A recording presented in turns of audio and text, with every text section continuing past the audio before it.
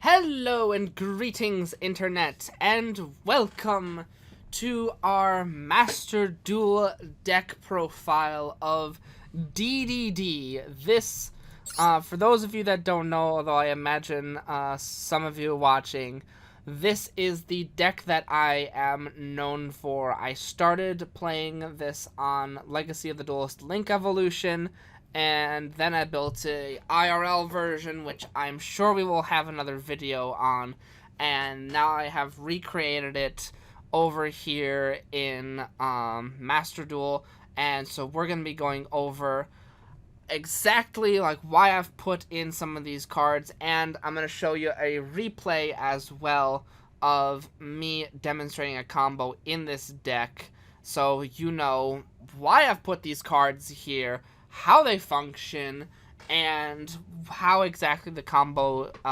works.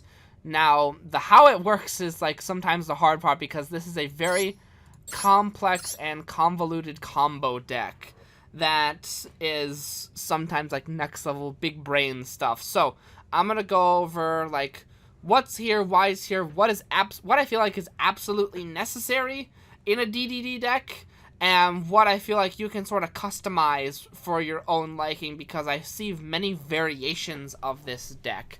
And that's what I love about it, is that I don't feel like there's a wrong way to do it, but there are, I feel like, some things that are like, must-haves, like, start from this if you're building a DD deck. So, first up we have 3 copies of Didi Savant Kepler. He is indeed a necessary to have in here, mainly because your deck is going to revolve around this card, Dark Contract with the Gate. Mainly, it's a continuous. It let you place this down. It allows you to search one DD monster from your deck to your hand once per turn, and it will also inflict 1,000 damage to you during the standby phase. That 1,000 damage, don't worry about it, because the entire deck, basically the entire deck is revolved around like this card. Like, you have massive search power, and while you might take 1,000 damage, like, this is capitalism. We don't take our own damage. So this guy can search out any Dark Contract card, and currently I have 3 of them in the deck. Don't worry about this, we'll get to it. And so we can search them out and add to your hand. That just adds consistency to this whole shebang. And so that is fantastic. Run 3 of them, always. Our next big must that we need to have is Didi Swirl Slime. Now my typical opening is going to be either Dark Contract into searching for Didi Swirl Slime, or Savant Kepler searching Contract into Didi Swirl Slime. Now this card, if it's in your hand, you can utilize one of these along with one of the other monsters in your hand to fuse into a fusion monster, and that opens up a whole bunch of possibilities for you. So, want to keep this, have 3 of them. What it also does in the graveyard, once it's gone to the graveyard, it has a graveyard effect. It allows you, it can ditch itself and go to the banish pile and allow you to special summon once from the hand. And so it gives you an additional summon when it's in the grave. It lets you special summon for a fusion.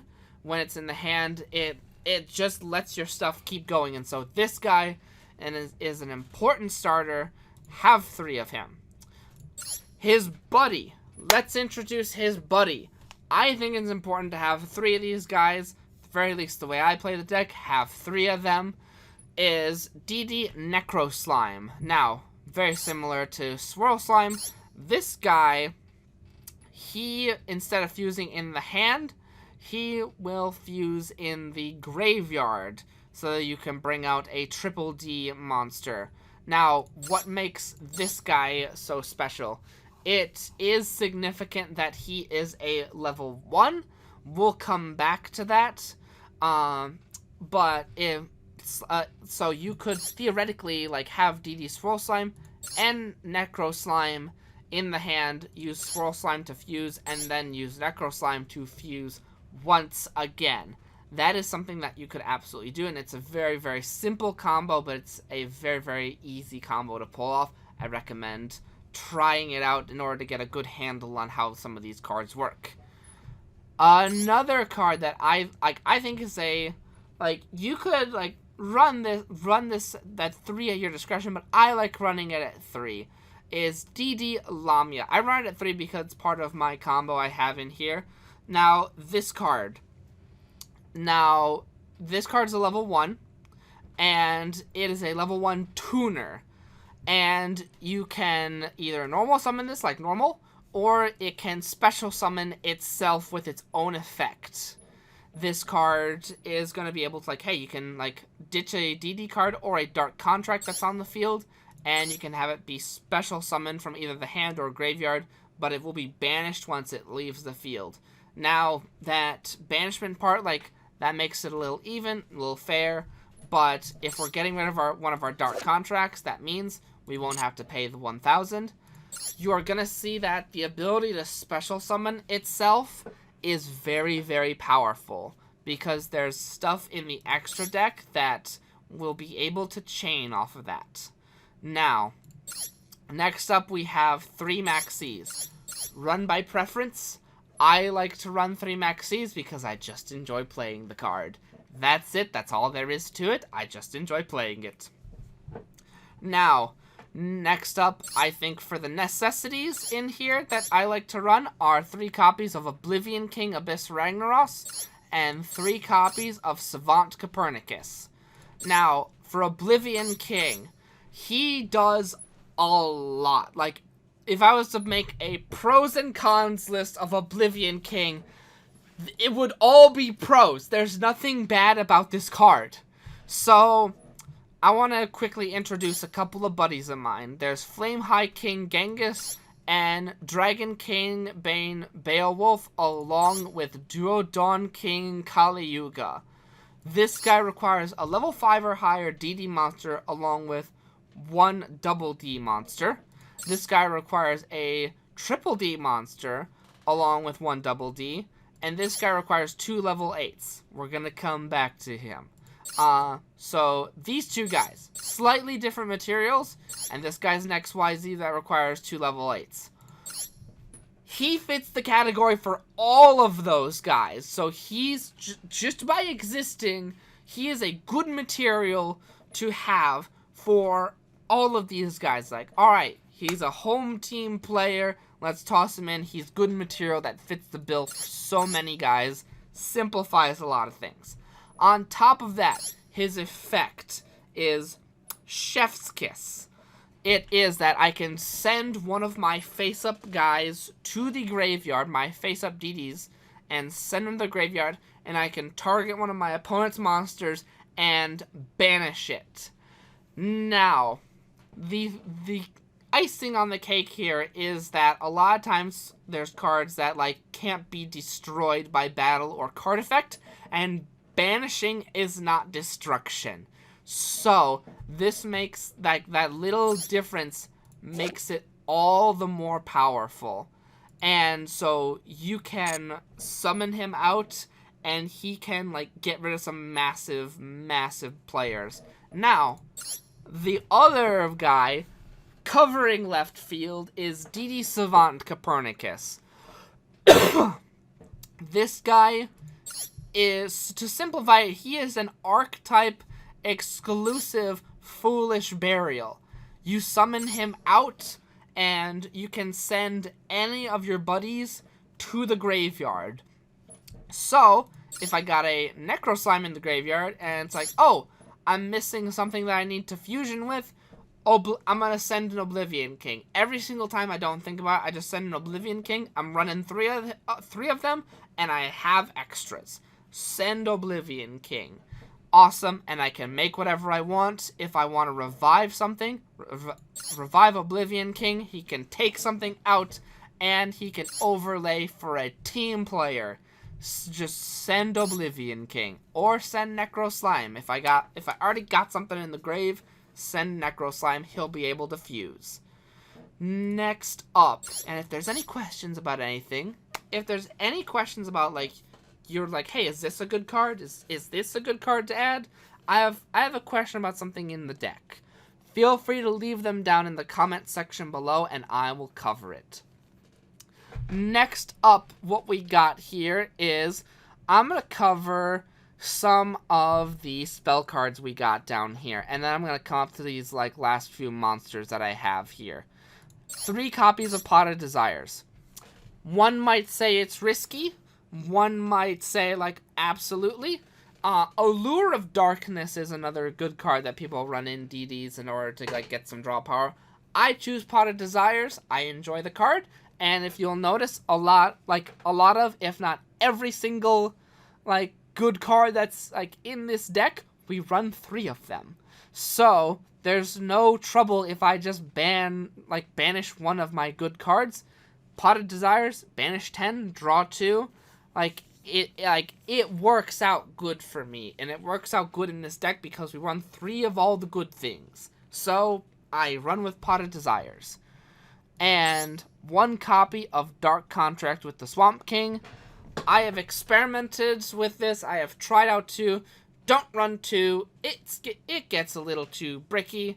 I don't like it. And so I run like just 1. Just 1's fine.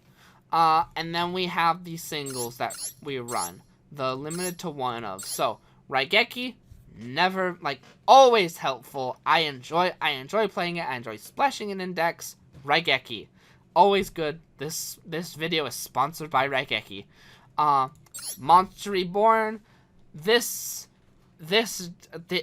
deck can capitalize on a special summon. You give it 1 special summon, it will take a frickin' mile. So Monster Reborn, good card. Foolish Burial. This deck plays with the graveyard like it's an extra hand. I've had one duel where my buddy was like, okay, I got a card that can steal something from his graveyard, and I'm gonna steal something. But it wasn't a quick effect, and he needed me to end my turn, and I emptied my graveyard of every single monster, and his card was useless. And this deck is very much like that. You will have, if you utilize your cards right, you will have effects that can empty your graveyard. And so, Foolish Burial. 1 for 1. Now, 1 for 1, fantastic card. What can we summon with 1 for 1? Send 1 monster from your hand to the graveyard. Special summon 1 level 1 monster from your hand or deck. Now, graveyard, that first part, send 1 monster from your hand to the graveyard. So, we have a graveyard effect,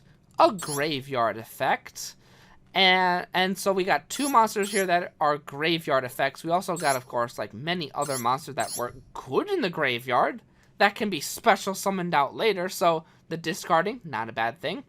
What level 1 monsters can we summon out? We have Savant Copernicus, that when he's summoned out, we can get a Dark Contract. We have Necro Slime, and we have Lamia.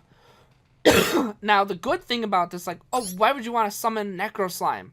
That's horrible. He has graveyard effects. We want him there.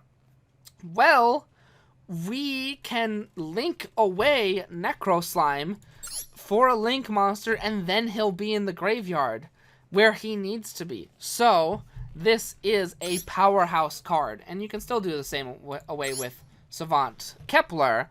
Oh, but then he'll be on the top of the extra deck, and I won't be able to access him. Well, I hear you say. That's where we have one of our other favorite cards, Savant Thomas. Savant, I run 2 of him because he is a good card. If I run 2, that lessens the odds of him being banished by Pot of Desires. And also, he's a level 8, which means he serves well for the combos. And you'll soon see he serves good for combo involving this card. So, Savant Thomas, when he's in the Pendulum Zone, he can retrieve one of your face-up extra deck Pendulum monsters and add it to your hand. What does that mean? That means that there is a possibility of when you start your turn, you could be adding 3 cards to your hand. 1 from your draw phase, 1 from your contract, and one of your face-up extra deck monsters from Savant Thomas. This has happened to me. It is an insane amount of card advantage. So, outside of Savant Thomas, we have Savant Newton. Savant Newton, not too exciting, but still an important card that I play. He lets you discard one card, or you discard him, and then you get back one of your Didis from the graveyard. I rarely use this effect. I use him more as a Garnet in the deck, because with him here, we have a scale 10. And if I play Thomas and a scale 10, that means I can Pendulum Summon my Didi monsters that are level 10. And if I special summon Oblivion King, I can instantly bring out a triple D from the graveyard, which would be another level 8, which means I can XYZ a level 8. Or I can just simply bring out him over and over again, so I could link away 2 level 8s and link summon Gilgamesh, then use Savant Thomas and Newton to build the scale, and then bring out these boys all over again, as if I link summoned for free. Next up, ladies and gentlemen, we have Didi Ghost. Now, I typically run one of these, however, I've switched it to 2 just to get rid of a card that wasn't utilizing or helping me. Didi Ghost is going to be my card that goes into Gust High King Alexander. He's a tuner for 2, so 8. 8s are usually on the field, and 2 goes into a 10. This is going to allow you to go into your 6,000 beater. When he and 2 other triple D monsters are on the field, you are going to have 6,000 attack. And the way I usually play this card is I try to have Dragonbane King Beowulf on the field at the same time. So he gives all of my Didis piercing battle damage. And if both these boys are on the field at the same time, that will end the game. Like, none have survived the 6,000 piercing army that is these boys. And finally, alright, we got a couple more cards here, and this boy. Now, if you have not seen this boy before, there's a reason for that. So, in the real world, in the real IRL card game, he is a manga exclusive card. And you wouldn't really see him in a whole lot of natural like DD builds, because he has a very unique effect. Basically, let's read it out loud, shall we? Special summon this card from your hand by tributing 1 triple D monster. Already, that's very good, because he has the ability to special summon himself. He doesn't need Swirl Slime or anybody in order to get himself on the field. Before damage calculation, if this card battles an opponent's monster, you can activate this effect. This card's attack becomes double that opponent's monster's original attack until the end of the damage step. This card's attack is double whatever it's fighting. That's what that's saying. If this card attacks a defense position monster, inflict piercing battle damage. It also pierces. The first time this card would be destroyed by battle, each turn it is not destroyed and you take no battle damage from that battle. As if it needed any more. If for some reason a monster has double its original attack, they still don't kill it once per turn. Alrighty then. So, there is an interesting part of this card that is not written on it. And it's that, like, it has question mark attack points. And it only has attack when it's fighting during the damage step. So, when it's idle, it has 0 attack. So, you will occasionally get a moron that doesn't read card effects and thinks, oh, it's just a cool artwork with 0 attack points, and drives into it thinking, oh, I'm good and they're not good. And that's fun every single time. Outside of that, outside of the humor, why do I run this card? It is because occasionally you run into things like Blue Eyes Chaos Max Dragon, or some sort of 4,000 high attack body that has protection. And it's like, oh man, I can't Raigeki it, I can't banish it, I can't do this, I can't do that. What do? Well, I can beat over it. Because this effect isn't towards the monster it's fighting, it's towards itself. So it can go fist to fist with anything. And that's the fun part. And if you're like, oh, but you're only running one, well, your Dark Contract can search out any card in your deck. Which means, as long as you don't banish it with Pot of Desires, this card is accessible at any time. And so that's why I run it, just because in case of a 4,000 protected by everything card. And outside of that, we got Twin Twisters. We got Dark Contract with the Eternal Darkness. Twin Twisters is just a good card because it offers some back row destruction, and discarding is actually pretty good in this deck. It's not a downside. And then Dark Contract with the Eternal Darkness. Now, I want to read this card. When you have 2 Didi cards in your Pendulum Zones, your opponent cannot target monsters on the field with spell/trap effects, tribute them for tribute summons, nor use them for materials for a fusion, synchro, or XYZ summon. Once per turn, during your standby phase, take 1,000 damage. Now, that's on its face, that's really good. This could actually like lock out some decks completely, because it's very easy to get 2 Didis in the Pendulum Zones now that we have Abyss King Gilgamesh.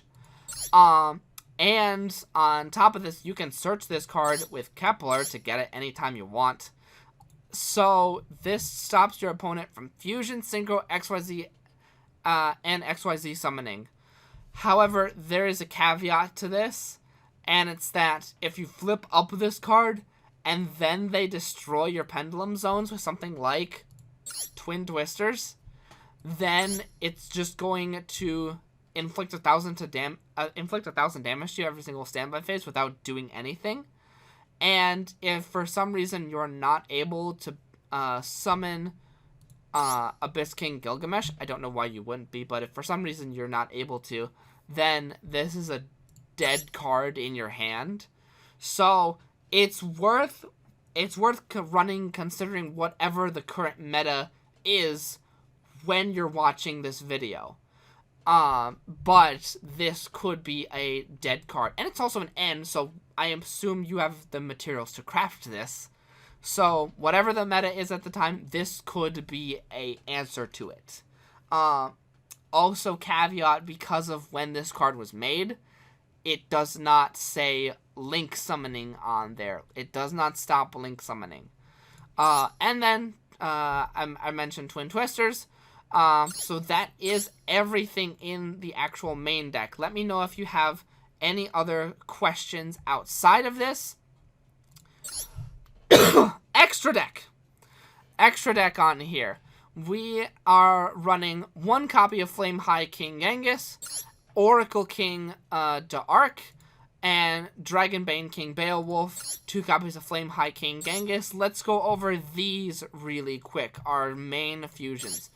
I run 1 Flame High King Genghis.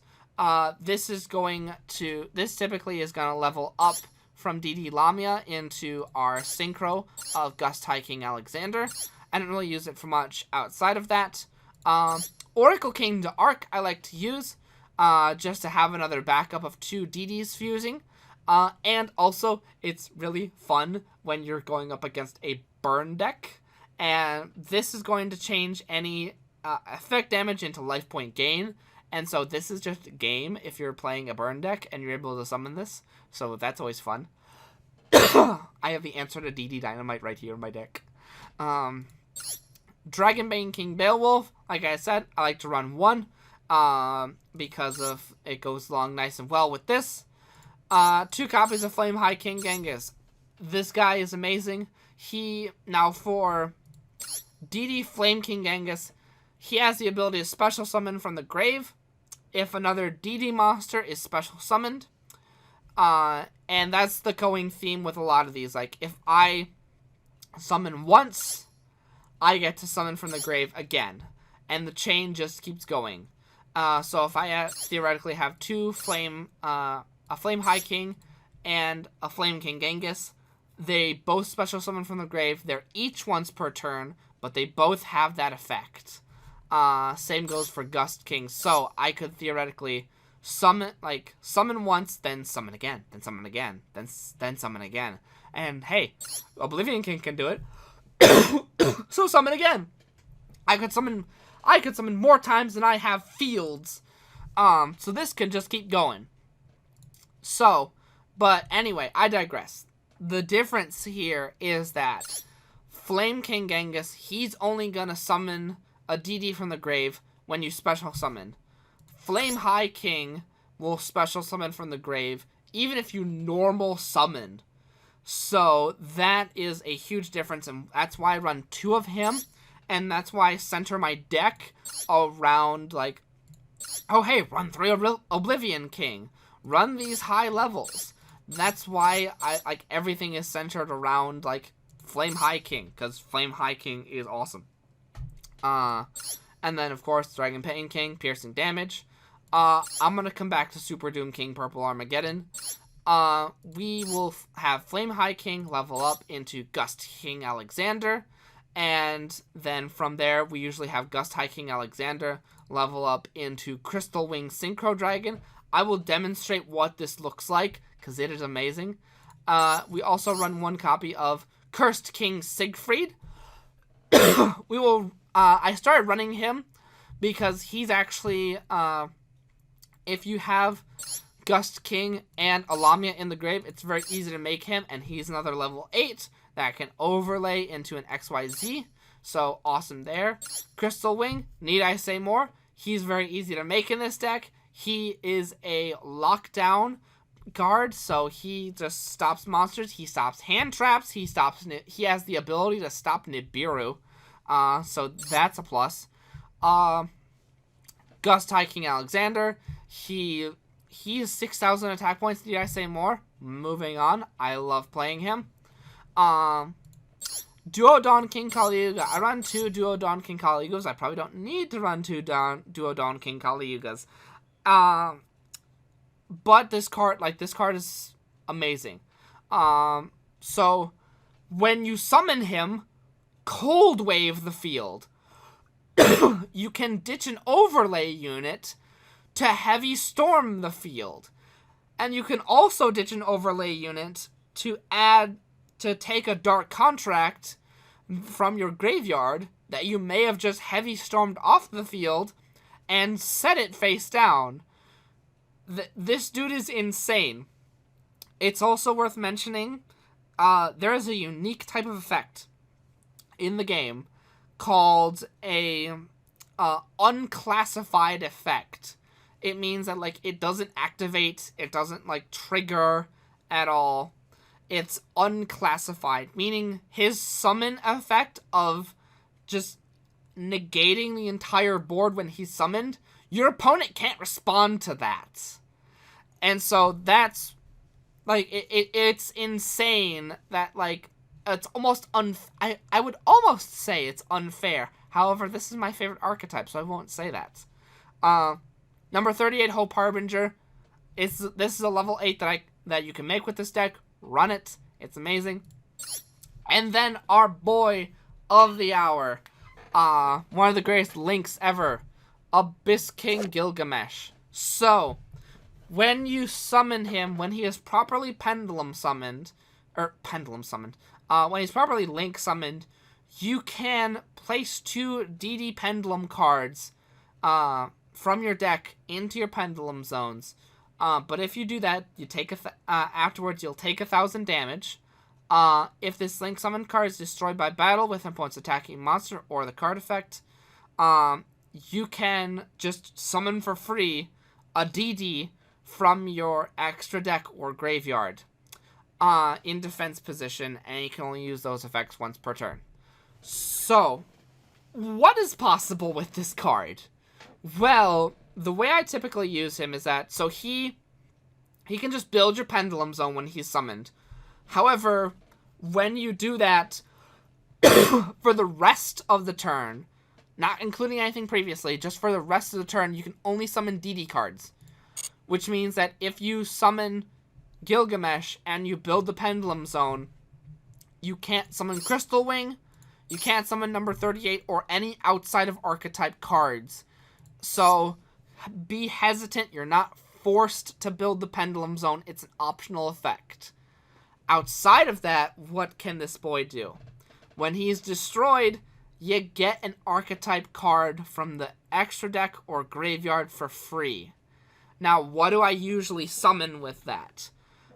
On occasion, if I know that my opponent doesn't have any more attacks, I will summon out Flame High King Genghis, if they don't have any more attacks. Because Flame High King, again, if I normal summon, I get to summon from the graveyard.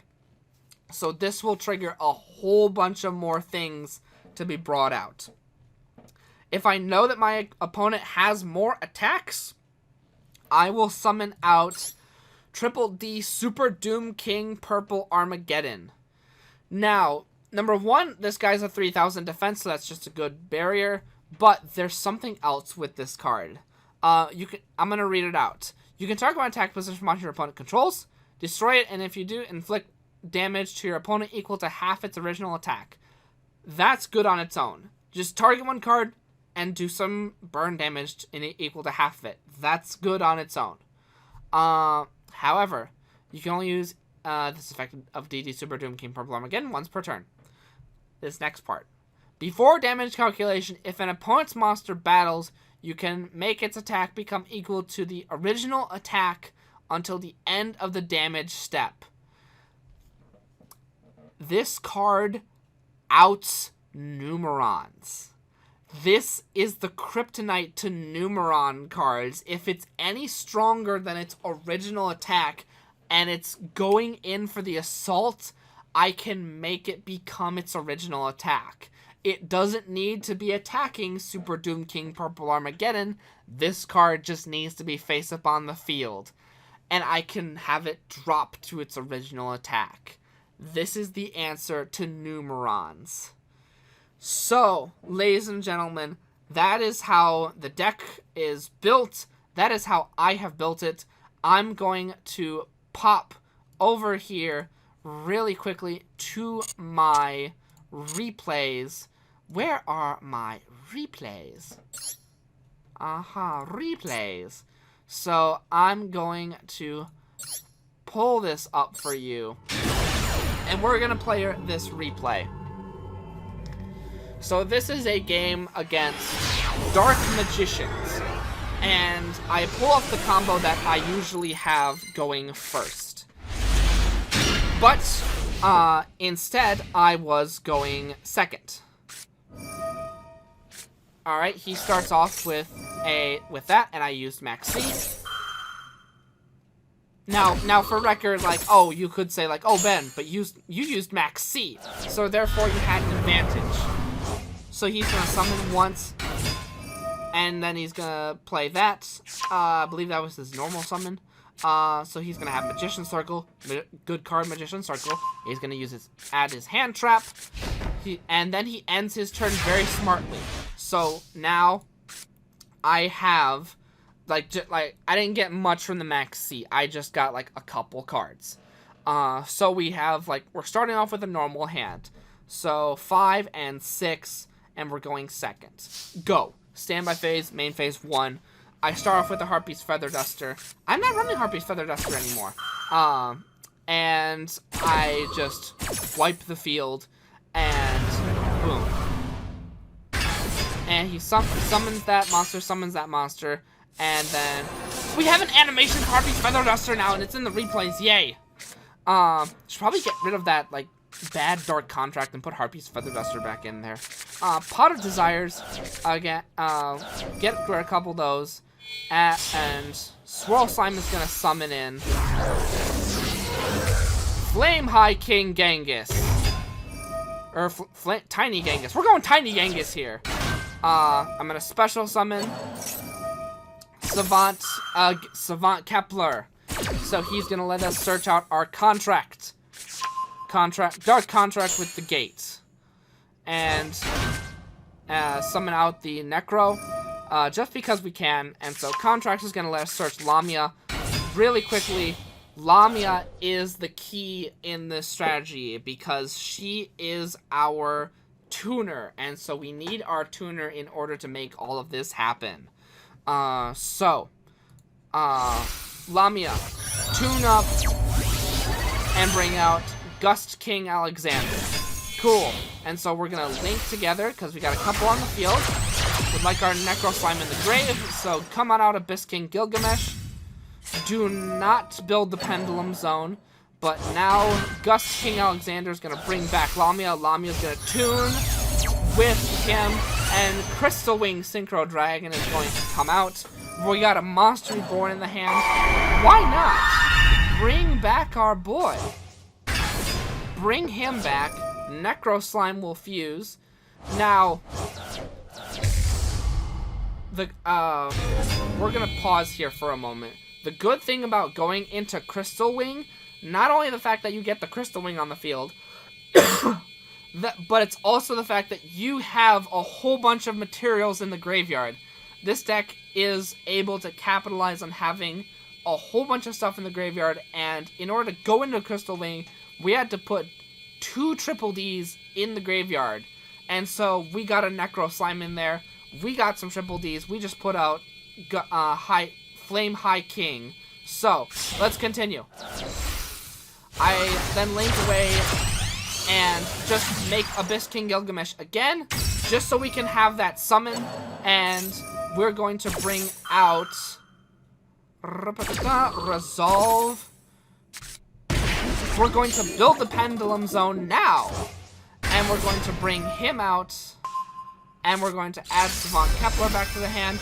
Let's Pendulum Summon.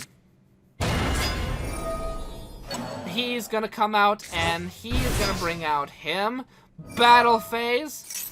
And he's gonna try to make, have an effect go off with Illusion Magician. Crystal Wing is going to negate that.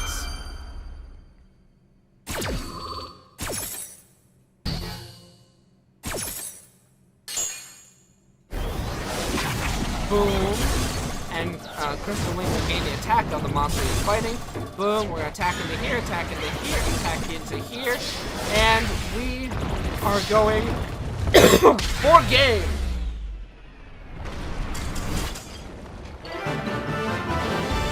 And that, ladies and gentlemen, is how Didi's work. Now, if it was my first turn, like what I would do is I would overlay 2 of these level 8s.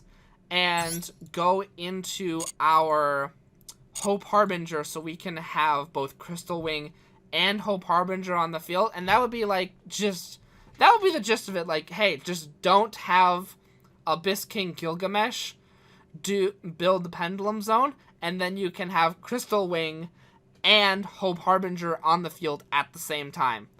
Ladies and gentlemen, I hope you have enjoyed this deep dive into DDDs. If you have absolutely any questions at all, anything that you want to see, please leave it down in the comment section below, and I will be happy to go over it. Until then, ladies and gentlemen, I look forward to seeing you in the next deep dive deck profile. Until then, be safe and stay healthy.